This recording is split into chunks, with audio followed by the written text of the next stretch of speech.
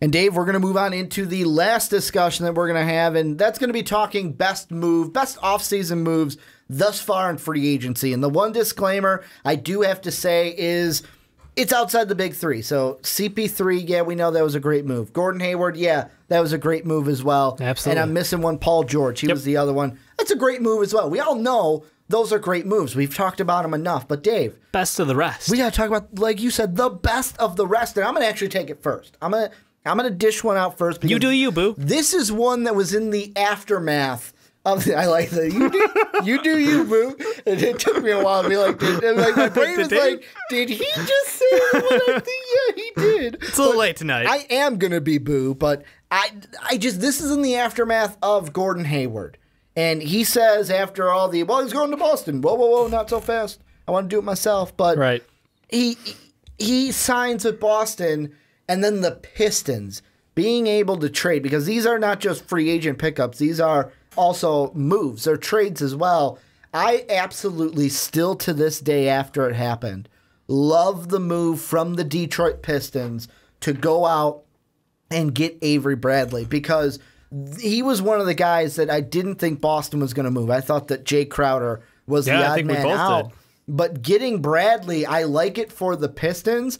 Not because of what he can do offensively. I mean, we know what he can do offensively, but because they add a guy who can, at the two, bring them defense, which I think they need drastically now that one of their guys, Caldwell Pope, is now playing in La La Land. Yeah, I mean, it was an interesting trade-off. I mean, KCP was good, but I just want to say, like, Avery Bradley comes in and the team's instantly better for it. It doesn't really resolve the problem of not having a point guard. But you know what? It's definitely a huge move for them. And the big question here, and you and I were kind of going back and forth on, well, why'd they go Bradley? It was the contract situation, because obviously at the end of this year, he's up. So he's going to get paid. He's going to get paid. And the question is for them is, they can sit on him for the year. And if they like the fit, they can pay him. And if they don't, they walk away. And they're not concerned with anything. Like it's almost one of the best sign. I almost want to give it to you off the bat, but that'd be too easy. It's a great signing though. And I'm surprised that you knock on the Pistons for their point guards, because they got your boy. Okay. They got your boy Ish Smith, Dave. Look, Ish is phenomenal. You'll never hear me say an ill word about Ish, but he is not the starting point guard of this team. Remember when he was the guy in 2K? You're like, I gotta have Ish. Every game. Gotta have Ish. Every franchise, I want for Ish. I don't care if he's my starter. Dave had to have Ish on the team. He was like a mini Rondo. It was so much fun. Cheaper and younger too. Cheaper and younger. That's why I had to go. Yep. What do you got? Give me one. All right, so mine is I almost feel like it's too easy. Okay. Going with the softball. Well, it's the replacement move, because you lose CP3. And so as Clippers, as the organization, they go, all right, well, CP3 was like, he's the ultimate old school point guard. He's somebody who can go out there and distribute the ball. He keeps the offense moving, and he's a good shooter.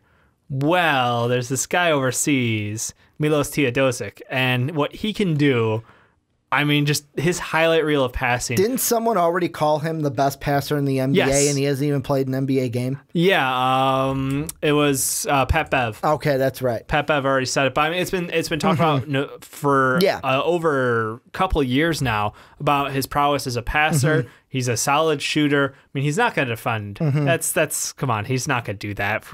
Come on. Who defends in this NBA? Say, if he could, he would have been over here a while ago, I think. I just talked about Avery Bradley. I almost said Avery Bradley, but Avery Bradley and his defense. He smothers people with defense. Credit due to Avery Bradley. But no, Milos is phenomenal as a passer. Like, he comes in, and this team, I don't want to say they're not going to miss a beat, because they also lost J.J. Redick, and that's kind of massive for spreading the floor out. And they still have Austin Rivers. Yeah, there's that. But Milos, I mean, that is a guy that you should be excited about. I don't give a shit that he's 30. Like, he's someone who instantly makes your team interesting to me, because his passing is, like I said, it's highlight reel worthy. And if you haven't watched it yet, please go new tab. Second, after you finish us, go watch his highlight reel. It's okay, we'll wait. Like, it's so worth it. And I just think that the fit is perfect for them because they get someone who's a professional. They're not looking for a rookie. They're not looking to develop someone because this is a team that still has DeAndre Jordan, Blake Griffin. They went out and signed Danilo Gallinari. Like, they still very much think they're a playoff team that can compete and will compete. So I like the move by them. And I find it interesting because the guy we just talked about in the second segment, the rookie, in Lonzo Ball, what was one of the best things that we said about his game is that he can facilitate and he can set his teammates up for things. I know with the guy we compare, the people that expect him to come in and be like Steph Curry, his dad said that he could be better than Steph Curry. What do we talk about with their game? Well, yeah, it's his 3 points, but with the Warriors overall, it's moving the ball. It's always finding that extra pass. The Spurs, when they were so good, we always harped and said we praised them for their ball movement.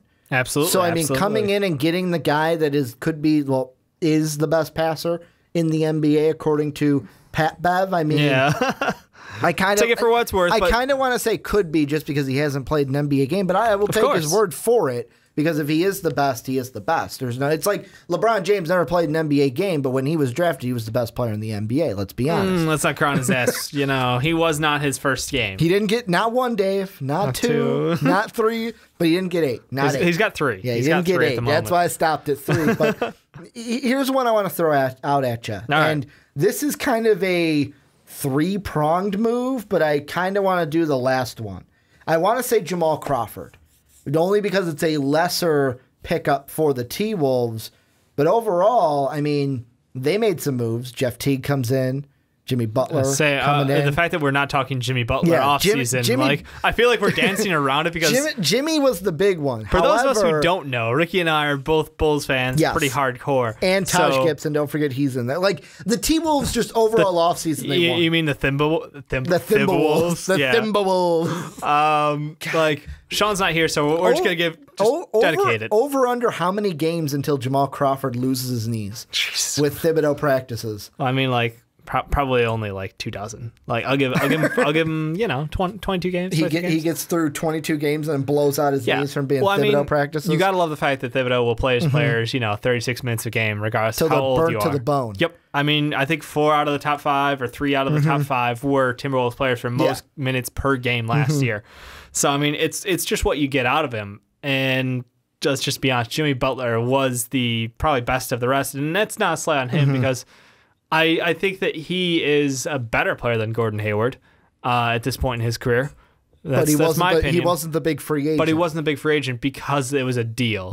And that deal for the Timberwolves takes them from a team with potential, spooky team, to, oh shit, they're going to compete. They're going to make the playoffs. Yeah, if they don't make the playoffs, the Thibodeau's gone. Like, I don't even know. You think they don't make the playoffs, he gets fired? How do you not make the playoffs with that team? You have Andrew Wiggins. You have Karl Anthony Towns. You have Jimmy Butler. Unless 4 Jeff ACLs Teague. Are broken. You've got Taj Gibson. You got Jamal Crawford. And I look at it and I wonder if the T-Wolves overall are going, yeah, you know what? We don't want you to bust everyone's knees, so we're just going to give you a bunch of players. Because you can't play them all 40 minutes. So we're just going to let you have a bunch. Like, literally, Jimmy Butler, Jeff Teague, Taj Gibson, Karl Anthony Towns, Jamal Crawford, Andrew Wiggins. That's 6 right there. Usually when we get to playoff time and we get to that court, we're talking 8-man rotation. That means you just have to have 2 players kind of, I'm going to say, mature into it. Yeah. And Justin Patton is going to be one of those players because he's a center and they're going to need someone to relieve the center position when their starter in either Cat or if they have Dieng play there. Dieng actually was pretty solid because Cat can either go 4 or 5. Yep. I mean, he's listed as the 5, but he can go 4 or 5 and he can stretch out. But Butler's impact is just, I mean, come on. Best of the rest, it's almost a slight to give it to him. Well, I feel like, and the reason why I wanted to say, like, I wanted to start with Crawford was I'm still kind of shocked that a guy at 37 wanted to say, you know what? Screw the Cavs, screw this team. I'm going to go play for the T-Wolves, which haven't made the playoffs since Kevin Garnett won the MVP. And 2, play for a coach that at 37 is going to, like we said, run you feel like you this to the is like bone. old man Ray Allen style? Maybe. Like him to the Heat at the end. It was like, you know what? I still got value. I can do this. Like I just look at it and I go, maybe, because I mean, I'm shocked that, like I said, a 37-year-old player would want to go play for Thibodeau. But that's why also I want to say it was a package move because Taj was also a good pickup. Teague, Jimmy Butler, the cream of the crop. When we talking about those moves, I just wanted to give the T-Wolves some love. Much love, absolutely. Hit me with another one. Rudy Gay. Rudy Gay is a Skip guy. Bayless didn't like this move when on whatever the show name is with him and Shannon Sharpe. I can't remember the name. Undisputed. Yeah, that's it. He didn't like the move because he is the most popular Spurs fan I know. Well, to his credit, and I know I might get shifted, Skip has been he's been a writer in Texas for a long time. TV show personality aside, he actually does have a lot of attachments to the organization. And like the Cowboys. And yeah, absolutely. So when he says he doesn't like it, I think that's because of the perception around Rudy Gay and the fact that no team has ever been inherently better for having Rudy Gay on it. One playoff series. If he can be healthy, this actually ties back to something we were talking about before the show. And this is the Spurs and how they're run and how they work with talent that is grown within versus guys who come in after some time in their career. I'm going to say something, and this is me just saying it, and I don't care if this is cross-promotion for something else. Road Trippin'. Wonderful show. The Richard Jefferson podcast of his interview with Robert Horry. I almost couldn't remember the name. Robert Horry.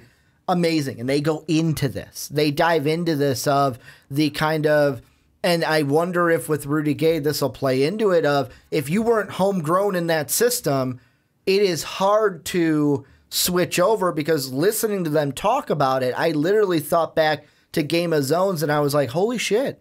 Like the Kevin Durant bit in season 4, episode 1 when they were like, your soul goes in the box. That's really how it sounds. Yeah, when you go to a pop system. You aren't you anymore. You don't get to do what made you special outside of this team. You play for the team. You're a role player. Yes. You follow the system, you play your role, and if you don't work there, you won't be there that long. I mean, this was specifically in the past, like the road tripping thing was really mostly spotlighted on LaMarcus Aldridge and the way he went from a 24 and 14 guy to like a 17 and 8 guy. Like, I mean, roughly those stats. You're going to kill me for it, but whatever. Like, he went from a guy who was given all the possessions and the game was run through him to he's part of a team now. They're not going to feed him the ball all the time. They're not going to get him going at the beginning of the game. That's not how they do things. They play Spurs ball. They play team ball, and it's very much Kawhi Leonard's team. So watching Rudy Gay come in here, and what is his role going to be? And, I'm very curious to see how this fits. And the reason I think it's going to be very positive is because they were clearly outclassed when it came to scoring last season during the playoffs. Like, that was, if they had one struggle outside of Kawhi's injury, it was trying to find that real second option on offense after Kawhi Leonard, because LaMarcus disappears for games at a time during the playoffs. I was a defender of him, and I will still be, because he's a very talented player, but you need to work him into a system correctly in order to get the most out of him. The Spurs aren't going out of their way to do that. That's not the Spurs. The Spurs are, you are going to work within us, and if you don't, then I'm going to get on your ass about it, but you're going to put up worse numbers because you're a role player here. Well, and that's it. And I wonder, with me, the big thing, I'm not as optimistic as you. I feel like Rudy Gay coming into this system at age 30, I don't think he's going to be the piece that turns the team around per se, because LaMarcus Aldridge, we're questioning him, and it's like, you know what, he came into the system. We already are criticizing him for the end of last season and how that played out, especially in the series against the Rockets. And it's like, unless you are a Kawhi Leonard, unless you are a Tony Parker, unless you are a Manu Ginobili, Tim Duncan, you haven't really. Tim Duncan as well. I know he's not on the team anymore. But yeah, that was the thing. Or even it's just, if you weren't homegrown in this system. Danny Green, a guy who has gone from. I mean, he got that big payday a couple of years ago. Slow-mo, Kyle Anderson. Guys who excel as role players and shine because of the system. And the reason I kind of want to spotlight Rudy Gay is because Jonathan Simmons just got signed out by Orlando on a 3-year, $20 million deal earlier today. And I mean, it's it's going to be interesting because Jonathan Simmons is a guy who is older, and if you ever listen to a Spurs game, you heard about 18 times about how he had to pay to do tryouts to make his way into the league, and it's a wonderful story. But it's a guy who excelled possibly because of the system, undoubtedly because of his effort level, and he's a all-in. He will give you everything he's got. Rudy Gay is not that guy. Rudy Gay is a scorer. He's been in the past known to be out for himself and a little bit of a selfish ego around him. So this is really going to be a great match of Pop's coaching, the system, and how he's going to fit into this team. And I think that's why it might be one of the most volatile pickups of the offseason. But I definitely have it pegged because it has the most influence on whether the Spurs are going to be able to compete at the top of that ladder, or whether they're going to continue to sit at like number 4. I was going to ask you, were they forced into this move because of what the Rockets did with CP3? Yeah, I think we saw the Thunder get better. Did they feel like, this isn't a perfect fit, but we have to add something? We need clear need for a scorer, and you need that guy who can step up when given the ball in his hands. And you don't need to be an all-around player. Rudy Gay can give you a little bit of everything, and that's the nice thing about him. He's a decently well-rounded player, defensively known to slack, but still, their problem wasn't defense. The problem was being able to score with Kawhi not in the game, or if Kawhi happened to go cold, you can run the offense through someone else. LaMarcus is a push start, lawnmower. You got to give it some real effort to get him going in a game, and even then, it's not always guaranteed. Rudy Gay is the guy who can get you buckets. It's that push start where it's like, you're getting caught on the grass, guy. Come on, keep going. The ones that I know you in our childhood would have to cut the grass with a few times. Didn't you have a push start? Didn't you have a push one that you had to do? But one thing I want to ask you about the Spurs that I thought of while we were talking, is that why Patty Mills stayed? Is it because of, with Patty Mills, did he think, I could go out, get money, but I'm going to be more successful in this system? Possibly. I mean, I like to think some of it's loyalty to Pop and to the organization, because it's one of the most well-run organizations in the league for the longest time. So I think there's a mutual respect there. But there is that question that Patty Mills, a shooting guard in a point guard's body, would not be as successful if you put him on another team in this league and told him, you're our guy, run the offense. Because, I mean, he wasn't drafted by the Spurs, but he was clearly molded by them. He was one of those guys where he played with the Trailblazers. He was with them from 2009 to 2011, but he was in Idaho, he was in Melbourne, he was in China for a while before coming over to the Spurs in 2012. I just, as we're talking about Rudy Gay and just that signing, I kind of was thinking to myself, is that why Patty Mills stayed? Because the system of, I am the best in this system, and I can just get some money here and stay here, and I'm a team player for this system. It was just one of the thoughts that I kind of came up with. And the next team I kind of want, or the next move, I should say, that I kind of want to look at, I've been thinking of a few in my head. And, I mean, I was bouncing two between my head, and I'm going to go with a shocker here. The two that I was thinking about, the first one was Dwight to the Hornets, which I think is a nice move. What are you doing? But the only reason why I wanted to say that was because he's reunited with an old assistant coach. He's reunited with an old coach. It feels very good, Dave. And I can't wait to see. I just want to, that's more of I just want to see how he deals with the... He fills in a gap for them. And potentially takes his team to contention. Maybe the playoffs. Maybe the playoffs. They should be a playoff team. Because, I mean, the one thing that we did here in the comment section was when we were mocking Zach Collins to them, I mean, one of the comments was like, great, another thing they need is another white center out of Gonzaga. This is the center that they needed. And it's a guy that Clifford knows in Dwight Howard. But the move I kind of want to go with, and this is going to be a shocker, half of it's good, half of it's bad. The part that's bad is Timothy Mozgov because of his contract. I like D'Angelo Russell to the Nets, though. And the reason being is the Nets, they had cap room, and it's a one-year tryout, basically. Because if he does well and they really like him, they can keep him for next year on the club option, or they can just cut ties with him next year. They can walk, and you know what? It was a nice experiment while it landed, and we have now cap room to work with. However, I love this move more because of the D'Angelo Russell side of this is his opportunity. Change of scenery. You're in a new place.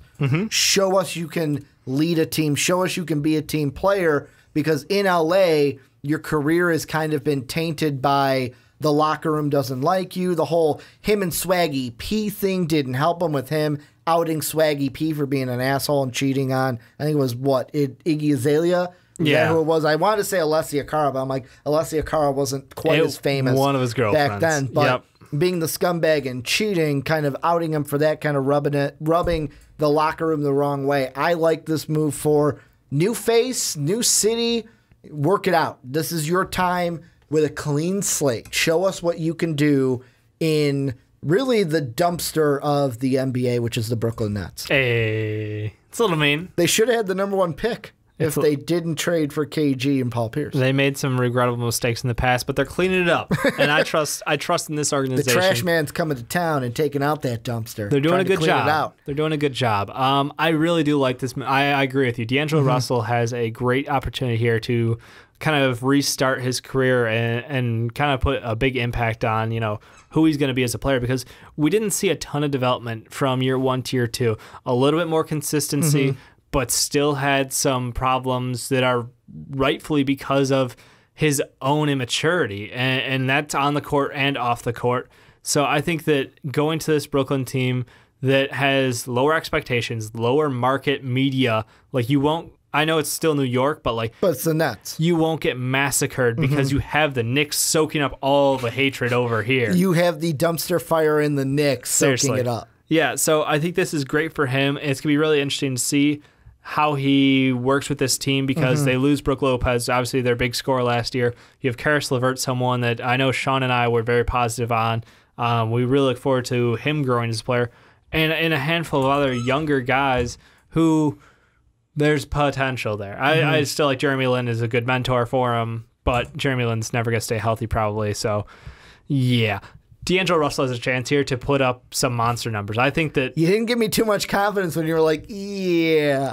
Well, look, I want It kind of sounded like you were going, wait, I'm going to sell you on it. No, because that was more of the Jeremy Lin thing. Like, I love to be high on Lin because he's a great person, but his injuries have just he's got a cut player out. out too. Yeah, so I think that D'Angelo's going to have a career year. I know it's only his 3rd year in the league, but I think he's going to put up like 19 a game. I think he is the offense on this team. I think he will have a wonderful year for them. Efficiency-wise, probably going to be a little worse off for the wear because of the increased volume, but not too much. I do think that he's going to have a great year, and people in Brooklyn are going to be like, yeah, this totally worked out for us because we got our point guard of the future for Brook Lopez, who is great for them. No disrespect. You're not going to win with him on your team as your number 1. And he was just going to walk. And he was probably going to walk anyway. Also, they got another guy that this is one where I'm just throwing it out there because he's a name from Toronto. Are you going to guess who it is? DeMarre Carroll. DeMarre Carroll. He is also a Brooklyn Net as well.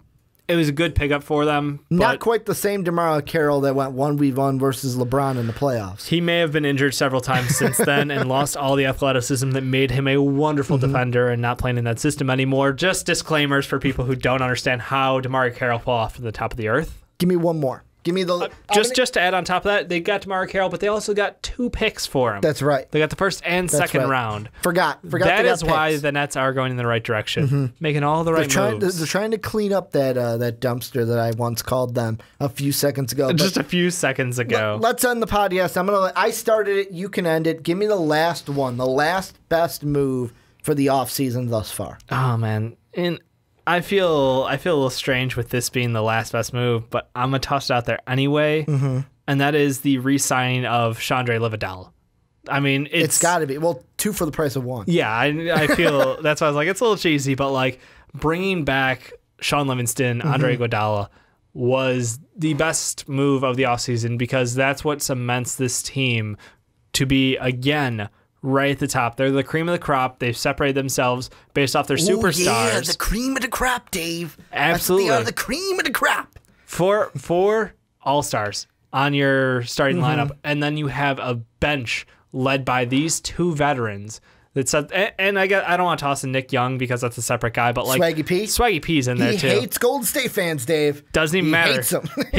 I could just picture him with you walk away, hold up the arms, 3-ball that just clanks out. The funniest thing about that is they bring up Cold Takes, brings up Swaggy P's tweet about how he hates Golden State fans from a year ago, and then Kevin Durant is already taunting him for the.